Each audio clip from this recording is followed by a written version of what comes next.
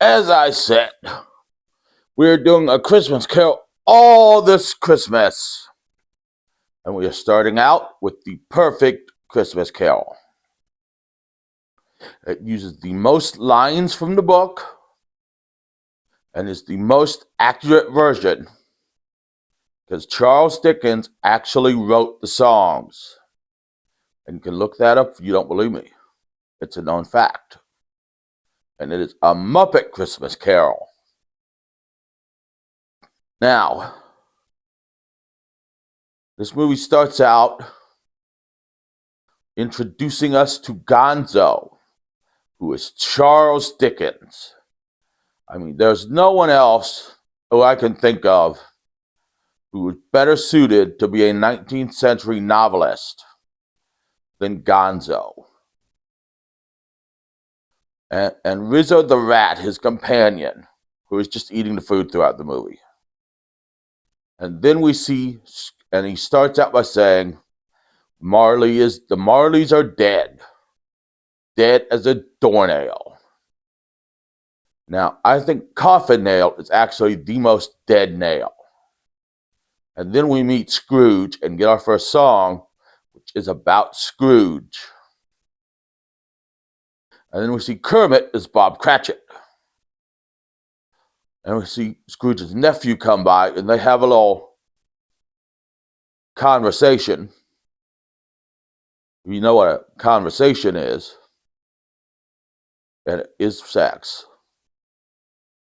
And the two well-meaning gentlemen come by who are asking for donations, and Scrooge says his famous line.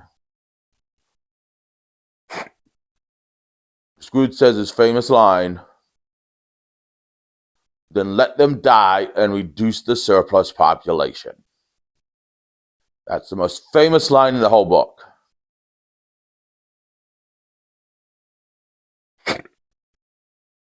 Then later on, we see Kermit talk Scrooge into giving him Christmas Day off. Scrooge was not going to. He was going to make them come in and work overtime that day. But Kermit talks him into it. But then Scrooge is going to make them work overtime the next day. Unpaid overtime. Like you're only getting half pay for this day, and you're working unpaid overtime. That's how Scrooge is. So then we see a song, and the penguins of London, who are dressed in hats and scarves, so we know they're English penguins, who will someday be Batman villains. And then we see Scrooge go home, and his doorknob, and his door knocker turns into one of the Marleys.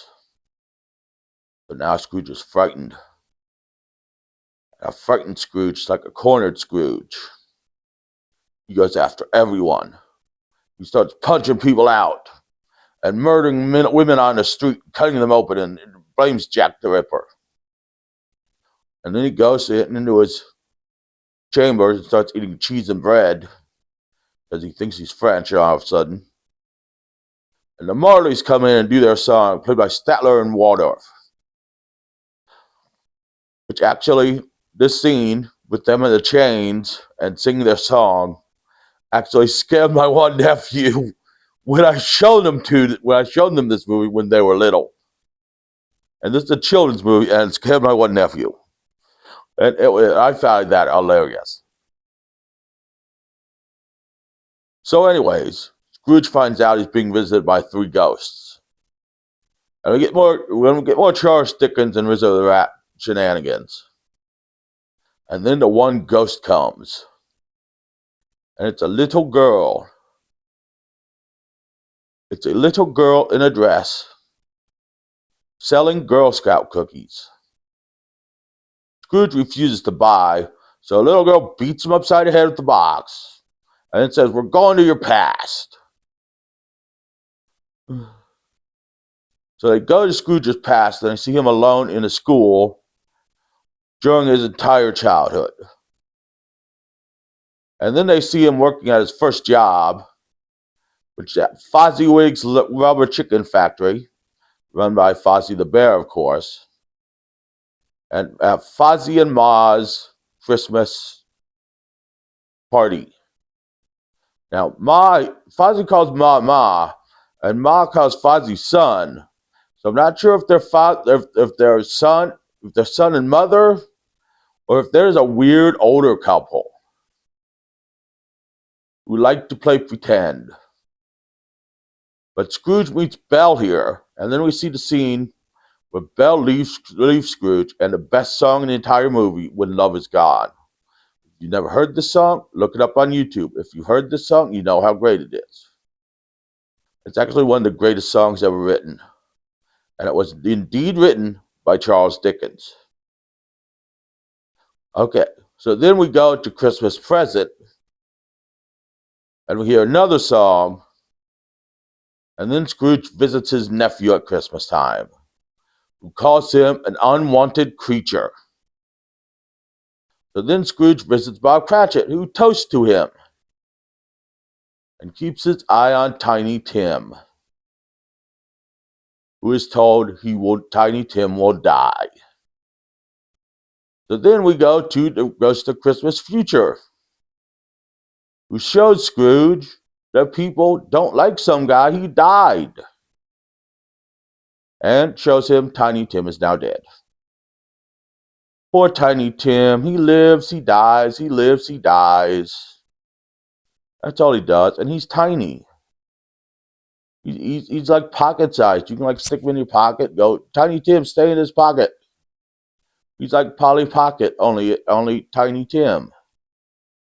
Maybe he should get a line of toys.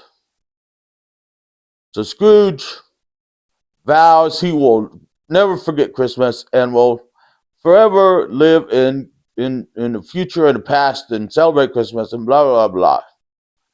And he's a changed man. Now he goes and sings a song, buys presents, buys a turkey for the Cratchits, gives his nephew a present, which by look at his nephew's face, I'm surprised his nephew didn't have him locked in a mental asylum. And then meets the Cratchits for a turkey dinner, which is a larger meal than the Cratchits seem to have ever eaten. And we find out Scrooge became a changed man, and surprisingly did not end up in a mental asylum, and Tiny Tim did not die. We don't find out if he ever became larger than pocket-sized, but he did not die. And there are many songs throughout it, and it's a great kids' movie. The Ghost of Christmas Future might scare kids a little bit, and Statler and Waldorf with Chains might scare kids a little bit. But great movie. And that is A Muppet Christmas Carol. Great movie. It's on Disney Plus. If you're going to watch it, go down to Extras and watch the full-length version, which has When Love Is Gone in it. Join me next week when the wrestling show is about when Public Enemy got a beat down in WWE, and we look at the 1951 version of A Christmas Carol, starring Alistair Sim.